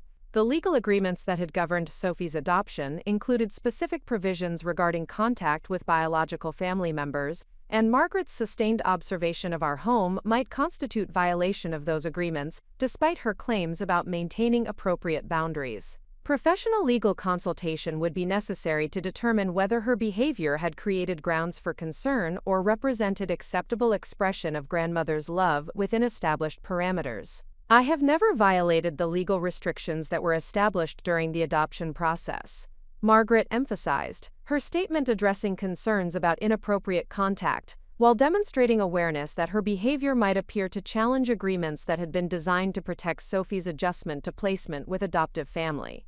My observation has been conducted entirely from public spaces, with no attempt to interfere with Sophie's daily activities or your family's privacy. The distinction between observation and interference represented crucial element in evaluating whether Margaret's behavior had remained within acceptable boundaries or had crossed lines that might require enforcement of legal restrictions designed to prevent disruption of adopted children's adjustment to new family environments. Professional assessment would be necessary to determine whether her conduct had maintained appropriate limits. The emotional impact of learning that Sophie possessed biological grandmother who loved her enough to sacrifice direct relationship for child's benefit created profound questions about whether maintaining separation served Sophie's best interests, or deprived her of meaningful family connection that could enrich her understanding of identity and personal history without compromising her security within our family structure. Margaret's apparent poverty and social isolation created additional considerations about whether connection with Sophie might provide mutual benefit that served both grandmother's emotional needs and granddaughter's development through exposure to extended family relationships that could supplement rather than compete with established adoptive family bonds. The potential for positive outcomes required careful evaluation alongside legitimate concerns about complications. I would welcome professional evaluation of my circumstances and motivations, Margaret offered, her suggestion demonstrating understanding that complex family situations require expert assessment rather than informal resolution through well-intentioned but potentially inadequate individual decision-making processes. I want what is best for Sophie, even if that means maintaining current separation, if professional assessment determines that contact would not serve her interests. Her willingness to submit to professional evaluation indicated commitment to Sophie's welfare over personal desires for relationship, suggesting authentic grandmother's love that prioritized child's needs over adult emotional satisfaction. This attitude provided encouraging evidence that Margaret's motivations aligned with Sophie's best interests rather than selfish desires that might compromise child's stability. The verification process would necessarily involve multiple professionals, including adoption counselors who could assess the appropriateness of renewed contact, child psychologists who could evaluate Sophie's readiness for complex family information, and legal experts who could ensure that any arrangements complied with existing agreements while protecting all parties' rights and interests. The documentation Margaret had presented required professional authentication to confirm its accuracy, while ensuring that verification processes did not create additional complications for our family or Sophie's emotional security. The birth certificate and related papers appeared legitimate, but extraordinary claims demanded extraordinary verification through appropriate institutional channels, rather than acceptance based solely on emotional appeal. I understand that this information creates difficult decisions for your family, Margaret acknowledged, her recognition of complexity demonstrating sensitivity to impact that her revelation would have on established family relationships, while indicating awareness that adoptive parents deserve time and professional support for processing information that fundamentally altered their understanding of their child's background and circumstances. The challenge of verifying Margaret's claims while managing potential emotional disruption required strategic approach that prioritized Sophie's welfare, while ensuring that decisions served long-term family interests, rather than immediate emotional responses to surprising information. Professional consultation would provide framework for evaluation that balanced compassion with caution in service of child's best interests. The afternoon conversation had transformed from crisis intervention to complex family situation, requiring careful management through appropriate channels rather than individual decision-making that might create complications exceeding our capacity for resolution. Margaret's story, if verified, would require ongoing professional support to ensure that any relationship development served Sophie's needs while maintaining stability of established family structure. The test of Margaret's credibility would ultimately depend not only on documentation and professional verification, but also on demonstrated commitment to Sophie's welfare over personal desires for relationship that might complicate child's development or family dynamics. Her willingness to accept professional evaluation and abide by expert recommendations would provide crucial evidence about authenticity of her claimed motivations and suitability for potential involvement in Sophie's life. The verification process that followed Margaret's revelation unfolded with methodical precision over the course of 3 days, during which professional consultations and document authentication gradually confirmed the extraordinary truth of her claims about Sophie's biological heritage. The adoption agency records, maintained in secure digital archives, provided comprehensive documentation that validated Margaret's identity as Sophie's paternal grandmother and confirmed her voluntary participation in the adoption proceedings that had placed our daughter with our family. The social worker who had originally managed Sophie's case, Jennifer Martinez, maintained detailed files that corroborated Margaret's account of the family circumstances that had necessitated adoption placement. Ms. Martinez, now a supervisor with 23 years of experience in child welfare services, recalled the case with particular clarity due to the complexity of emotions involved when loving families make difficult decisions about child placement based on practical considerations rather than abandonment or neglect. The Henderson family situation represented one of the most heart-wrenching cases I have managed throughout my career. Ms. Martinez explained during our telephone consultation, Margaret demonstrated exceptional maturity and selflessness in recognizing that her granddaughter deserved stability that their circumstances could not provide, despite the profound love that motivated their desire to maintain custody within the biological family structure. Professional authentication of the birth certificate and related documentation confirmed their legitimacy through state vital records offices and legal verification services that maintain authoritative databases for adoption-related inquiries. The official seals, registration numbers, and administrative details all matched corresponding records maintained by appropriate governmental agencies, eliminating any possibility that Margaret had fabricated documentation to support false claims about family relationship. The medical records that detailed Sophie's biological mother's health challenges provided sobering context for understanding the circumstances that had influenced adoption decisions. Sarah Henderson had struggled with complications from childhood leukemia that had affected her long-term health prospects, while creating financial burdens that exceeded the family's resources.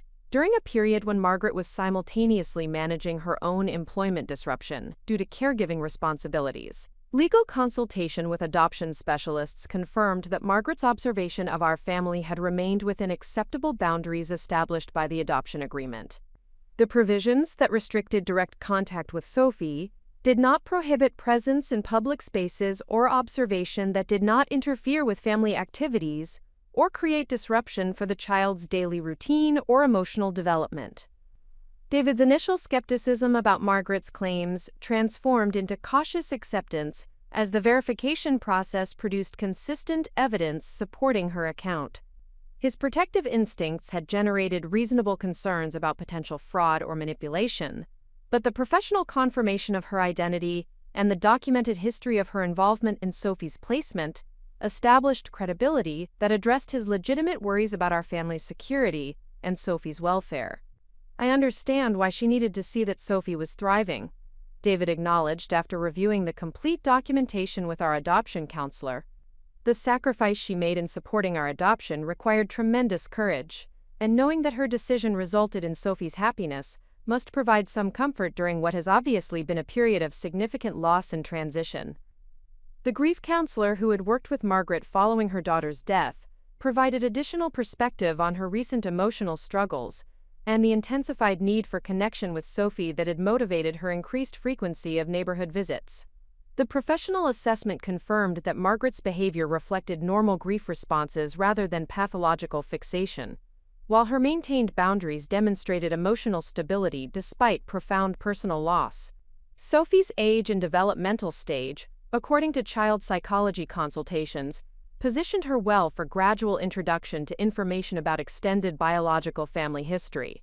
The experts emphasized that children who understand their complete family narrative typically demonstrate stronger identity formation and emotional resilience compared to those who discover biological connections through uncontrolled circumstances or during crisis periods.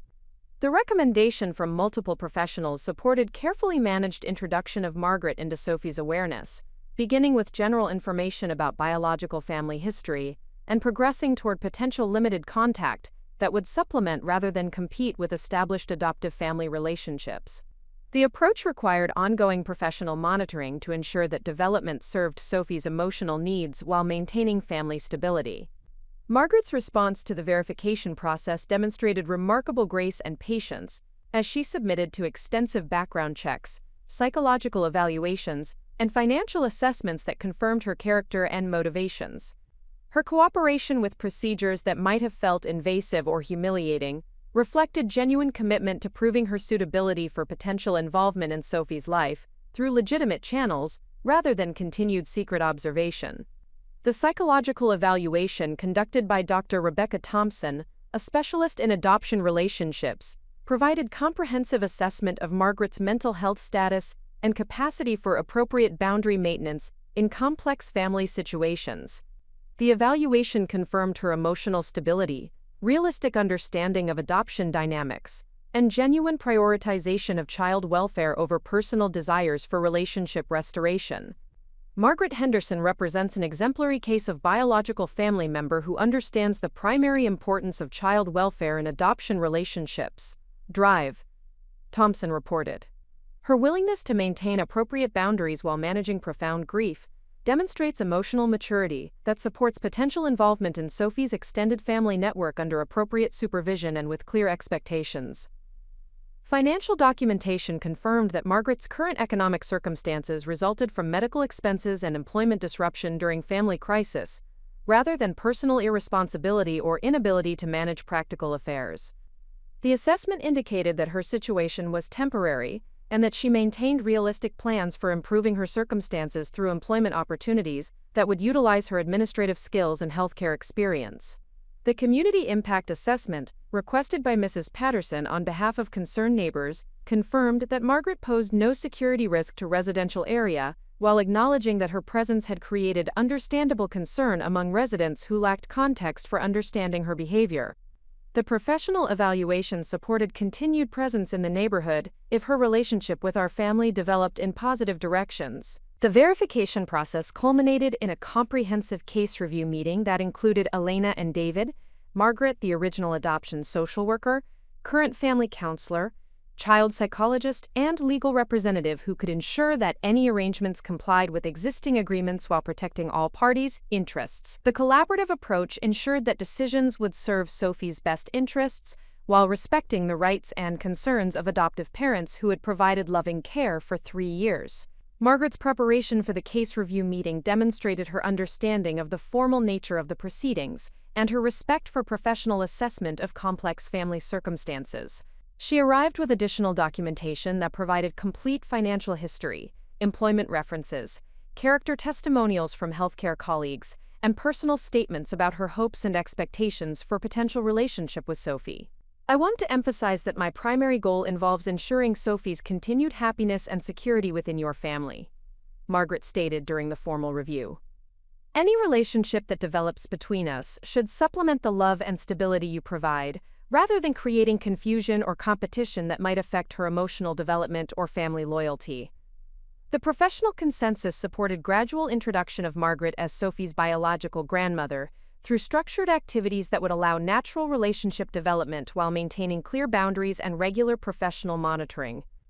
The approach balanced recognition of legitimate family connections with protection of established adoptive family structure and child's emotional security. The success of the verification process created foundation for moving forward with carefully managed relationship development that honored both Margaret's love for Sophie and our family's primary responsibility for her care and guidance. The professional support framework ensured that developments would serve Sophie's long-term interests while providing Margaret with meaningful connection to her granddaughter through appropriate channels. The moment of truth had validated Margaret's extraordinary claims while establishing credible foundation for addressing the complex family circumstances that had brought her to our neighborhood with such devoted observation. The professional confirmation transformed her from mysterious stranger requiring management into legitimate family member deserving respectful consideration for potential involvement in Sophie's expanding understanding of her complete family history. The formal introduction of Margaret into our family dynamics commenced with a carefully orchestrated meeting designed by child psychologist Dr. Sarah Chen to facilitate natural interaction while maintaining professional oversight of the initial encounter between Sophie and her biological grandmother. The meeting location at Laurelhurst Park provided neutral environment that would allow comfortable conversation without the territorial implications that might arise from gathering in either our home or Margaret's apartment. Dr. Chen had recommended that the introduction focus on shared activities rather than formal announcements about family relationships, allowing Sophie to develop comfort with Margaret's presence before learning about their biological connection. This approach would enable authentic relationship foundation while providing opportunity for professional observation of interaction patterns that would inform decisions about future contact arrangements. Sophie approached the meeting with characteristic 8-year-old enthusiasm, viewing the encounter as opportunity to meet the woman she had observed from our kitchen window, rather than understanding the profound significance that Margaret's presence represented for our family's expanding narrative. Her innocent curiosity about the sad lady who had been watching our house created ideal emotional context for introduction that prioritized natural connection over complex explanations that might overwhelm her developmental capacity.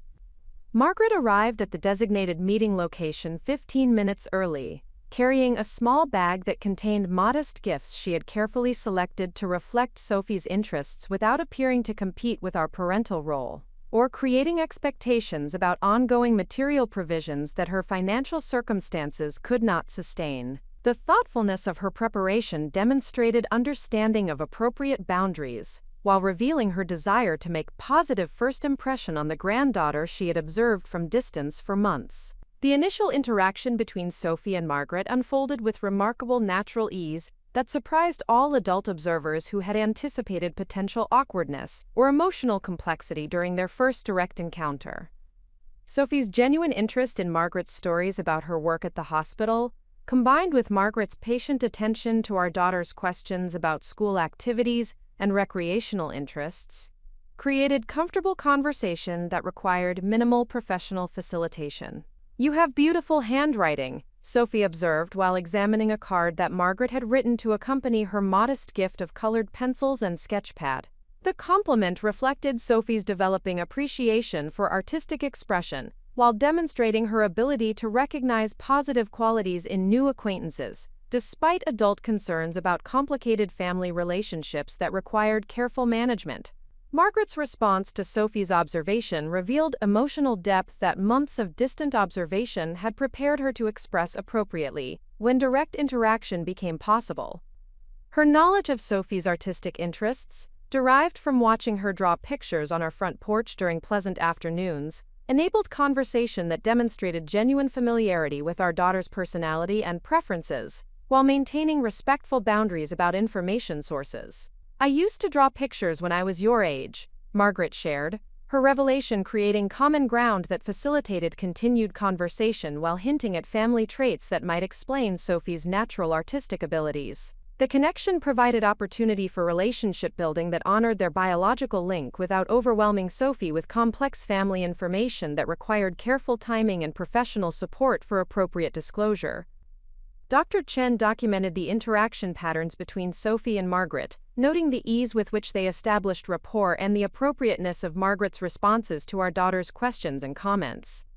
The professional observation confirmed that Margaret possessed natural abilities for engaging with children, while maintaining boundaries that supported rather than challenged established family relationships. The success of their initial meeting created foundation for expanding contact through structured activities that would allow relationship development, while providing ongoing professional monitoring to ensure that interactions continued serving Sophie's emotional needs and developmental goals. The positive outcome validated the careful preparation and professional oversight that had preceded this crucial first encounter.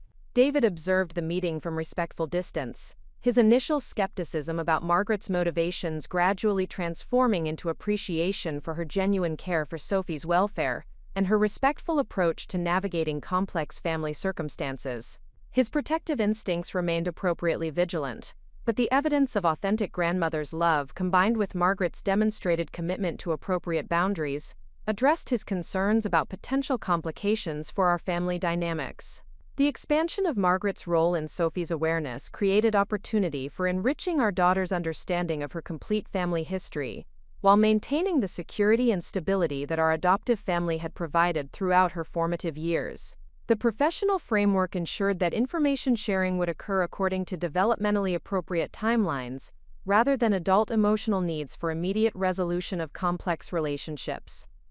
Margaret's integration into our extended family network required careful consideration of practical matters including frequency of contact, types of activities that would be appropriate for their relationship development, and ongoing communication protocols that would keep all adult parties informed about interaction outcomes, while respecting the natural relationship that was emerging between grandmother and granddaughter. The community impact of Margaret's transition from mysterious observer to recognized family member created positive resolution for neighbors who had expressed concerns about her sustained presence in our residential area. Mrs. Patterson and other residents appreciated understanding the legitimate family connection that had motivated behavior they had found troubling, when viewed without appropriate context about underlying relationships and motivations. Margaret's gradual introduction to Sophie's school activities and recreational interests provided opportunity for her to witness firsthand the educational and social advantages that adoption placement had provided for her granddaughter. The confirmation that difficult decisions made during family crisis had resulted in positive outcomes for Sophie offered validation that sacrifices had served their intended purpose while creating emotional healing for grief and loss that had motivated Margaret's neighborhood vigil. The expansion of Sophie's family narrative through Margaret's presence created opportunity for our daughter to develop broader understanding of identity that incorporated both adoptive family bonds and biological heritage in ways that strengthened rather than complicated her sense of belonging and security. Professional guidance ensured that information sharing would support rather than undermine the emotional foundation that 3 years of adoptive parenting had established. Margaret's financial circumstances became topic for family discussion, as her involvement in Sophie's life created natural concerns about her ability to participate in activities that might require resources exceeding her current economic capacity. Our family's consideration of appropriate assistance that would enable her participation without compromising her dignity required sensitive negotiation of boundaries that respected her independence, while acknowledging practical limitations. The employment assistance that Margaret received through social services connections facilitated by Dr. Chen enabled her transition from temporary economic hardship toward sustainable financial stability that would support her ongoing involvement in Sophie's life, without creating dependency relationships that might complicate family dynamics. Her return to healthcare administration work utilized existing skills while providing income that restored her capacity for independent living. The transformation in Margaret's living circumstances, supported by improved employment and modest assistance from social services programs designed to help families affected by medical crises, enabled her relocation to housing situation that better reflected her education and professional background, while maintaining proximity to our neighborhood that would facilitate ongoing family connections. The success of Margaret's integration into our family structure created model for adoption relationships that honored biological connections, while maintaining primacy of adoptive family bonds that had provided stability and opportunity for child development. The professional oversight had ensured that complex family circumstances were managed in ways that served child welfare, while respecting the rights and emotions of all adult parties involved. The growing recognition of Margaret as legitimate family member, rather than concerning stranger, created opportunity for neighborhood relationships that honored her presence, while acknowledging the unusual circumstances that had brought her to our community through devoted observation of granddaughter she had placed for adoption. Her transition from mysterious figure to respected community member reflected broader understanding about appearances and underlying realities that challenge initial assumptions. The expanded family network that included Margaret's presence provided Sophie with enriched understanding of family diversity and complexity, while maintaining the security of established relationships that had shaped her early development. The successful integration demonstrated that biological and adoptive family connections could complement rather than compete when managed through appropriate professional guidance and mutual respect for child welfare priorities. 6 weeks after Margaret's successful introduction to Sophie, our carefully constructed family equilibrium faced its most significant test, when Sophie began experiencing emotional difficulties that manifested as anxiety about her identity, and questions about why her first mommy had made the decision to place her with our family. The timing of these developmental challenges coincided with Margaret's increasing presence in our daughter's life, creating complex dynamics that required sophisticated professional intervention to ensure appropriate resolution. Dr. Chen explained that identity questions typically emerge during middle childhood, as cognitive development enables children to process complex information about family relationships and personal history. Sophie's questions represented normal developmental progression rather than problematic response to Margaret's presence, though the timing created opportunity for addressing fundamental questions about adoption, biological heritage, and family belonging through comprehensive therapeutic support. The emotional complexity of Sophie's questions extended beyond simple curiosity about her biological origins, to include deeper concerns about loyalty conflicts between her established family bonds with David and myself, and her emerging relationship with Margaret. The 8-year-old mind struggled to categorize relationships that did not fit conventional family structures, creating internal tension that required professional guidance to resolve appropriately.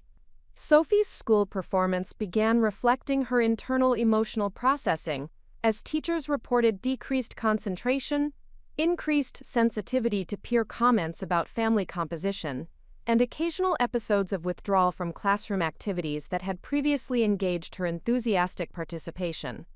The academic impact of her identity questions indicated that family circumstances required immediate attention through specialized counseling that could address adoption-related developmental challenges. Margaret's response to Sophie's emerging struggles demonstrated remarkable emotional maturity, as she voluntarily reduced her contact frequency to provide space for our daughter's processing, while offering to participate in whatever therapeutic interventions professional advisors recommended. Her willingness to prioritize Sophie's emotional stability over personal desires for relationship development reflected authentic grandmother's love that consistently placed child welfare above adult emotional satisfaction. The crisis deepened when Sophie experienced her first significant emotional breakdown during a family dinner, sobbing uncontrollably while asking whether Margaret would take her away from the only family she remembered. The intensity of her fear revealed underlying anxiety about family stability that required immediate professional intervention to prevent long-term emotional complications that might affect her attachment security and developmental trajectory. David's response to Sophie's breakdown reflected protective instincts that initially focused on eliminating sources of confusion, rather than addressing underlying developmental needs that would continue emerging regardless of Margaret's presence in our family dynamics. His suggestion that contact with Margaret be temporarily suspended represented understandable parental desire to restore familiar routines, though professional consultation indicated that avoidance strategies might exacerbate rather than resolve Sophie's identity questions. The emergency consultation with Dr. Chen provided framework for understanding Sophie's emotional experience as normal adoption-related development that required supportive intervention rather than protective isolation from complex family realities. The therapeutic approach emphasized helping Sophie develop cognitive tools for processing multiple family relationships while maintaining security within established bonds that had provided stability throughout her formative years. Margaret's participation in family therapy sessions demonstrated her commitment to supporting Sophie's emotional development through whatever professional interventions were recommended, even when those interventions involved painful discussions about the circumstances that had necessitated adoption placement. Her courage in revisiting traumatic family history for Sophie's benefit reflected dedication that transcended personal comfort to serve therapeutic goals. The therapy process revealed that Sophie's anxiety stemmed not from Margaret's presence, but from incomplete understanding of adoption circumstances that had created uncertainty about family permanence and her own worthiness of love from multiple sources. The professional intervention focused on providing age-appropriate information that would resolve confusion while strengthening, rather than threatening, established family relationships. Dr. Chen's therapeutic approach included individual sessions with Sophie to address her specific concerns, family sessions that included Margaret to model appropriate relationship boundaries, and separate sessions with David and myself to develop parenting strategies that would support Sophie through identity development while maintaining family stability. The comprehensive intervention ensured that all parties received appropriate support for managing complex circumstances. The revelation during therapy that Sophie had been experiencing nightmares about being taken away from our family indicated deeper anxiety than her daytime questions had suggested, requiring intensive intervention to address attachment concerns that could affect her long-term emotional development, if not resolved through appropriate professional support and family reassurance about relationship permanence. Margaret's financial limitations threatened to compromise her participation in the therapeutic process until community resources were identified to ensure that cost considerations would not prevent her involvement in interventions designed to support Sophie's emotional development. The practical obstacles to comprehensive family therapy highlighted systemic issues that often complicate adoption relationships for families with limited economic resources. The therapeutic breakthrough occurred when Sophie was able to articulate her fear that loving Margaret might mean being disloyal to David and myself, revealing the false choice paradigm that had created internal conflict about expanding family relationships. Dr. Chen's intervention helped Sophie understand that love represents renewable resource rather than finite commodity requiring allocation decisions between competing family members. The educational component of therapy included information about adoption as loving choice made by biological families who prioritize child welfare over maintaining custody when circumstances prevented provision of optimal care. This framework helped Sophie understand Margaret's decision as expression of love rather than rejection, transforming her perception of adoption from abandonment narrative to sacrifice narrative that honored all parties' contributions to her welfare. Margaret's sharing of specific memories about Sophie's biological mother, presented through age-appropriate therapeutic context, provided our daughter with family history that enriched her understanding of biological heritage, while emphasizing continuity rather than disruption in the love she had received throughout her life. The carefully managed information sharing helped Sophie develop integrated identity that incorporated multiple family relationships.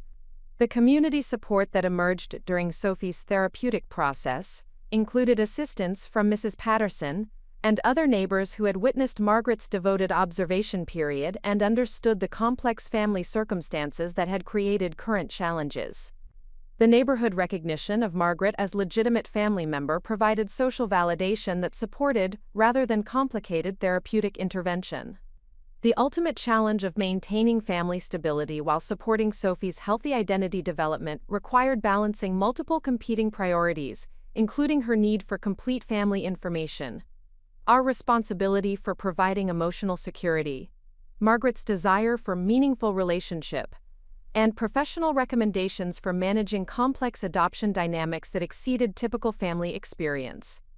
The crisis resolution required acknowledgement that Sophie's questions represented healthy developmental progression that would continue emerging regardless of Margaret's presence, suggesting that providing appropriate support for processing complex family relationships served her long-term interests better than attempting to maintain artificial simplicity that would eventually prove inadequate for addressing inevitable identity questions. The therapeutic process concluded with establishment of sustainable family structure that honored Sophie's need for security within established relationships, while providing framework for healthy development of extended family connections that could enrich, rather than threaten, her emotional foundation. The professional intervention had transformed crisis into opportunity for strengthening family bonds through authentic communication about complex realities. The successful navigation of this ultimate challenge demonstrated that adoption relationships could accommodate biological family connections when managed through appropriate professional support that prioritized child welfare, while respecting the emotional needs of all family members involved in complex circumstances, requiring sophisticated intervention strategies. Up next, you've got 2 more standout stories right on your screen. If this one hit the mark, you won't want to pass these up. Just click and check them out. And don't forget to subscribe and turn on the notification bell so you don't miss any upload from us.